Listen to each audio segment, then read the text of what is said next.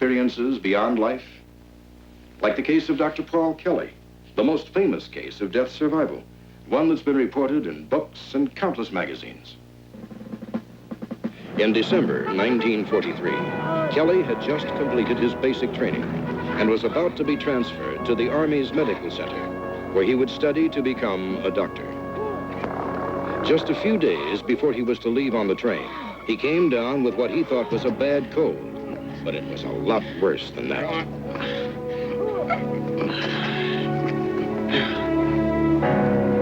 Then I was squeezing through a cramped, warm tunnel. Someone reached in and gently pulled me. After that, my whole life flashed before me. More than that, really. I was reliving every moment of it. Every sight, every smell, every sound. Seeing, feeling it. Then the light seemed to speak to me, but I heard no voice.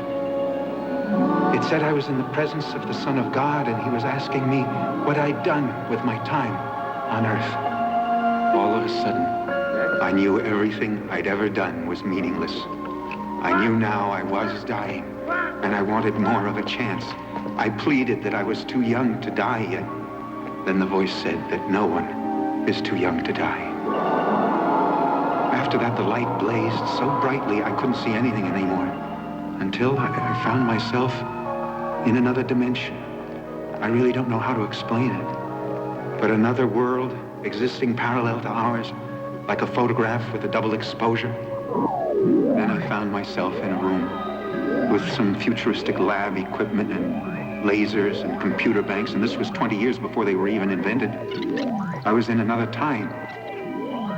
Suddenly, I was shot out of that unearthly room and into space. I could see a city, not of steel and glass, but a city made of light. And there it was, in print. It was official. Private Paul Kelly died December 20th, 1943. 1600 hours, double lobar pneumonia. Patient revived, 2500 hours.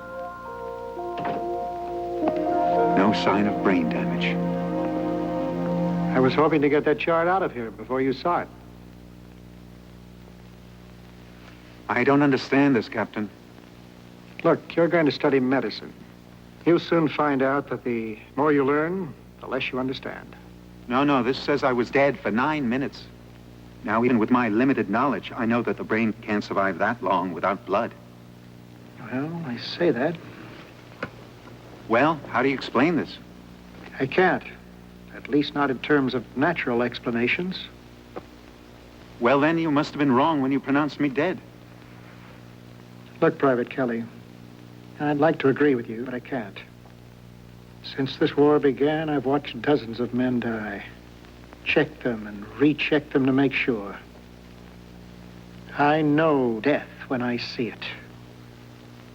It isn't only the vital signs, the lack of heartbeat, pulse.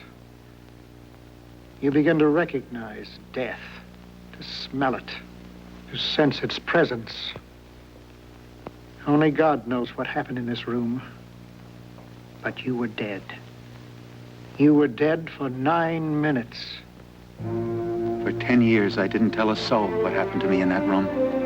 Later, I told my wife, and it was years before she could bring herself to believe it.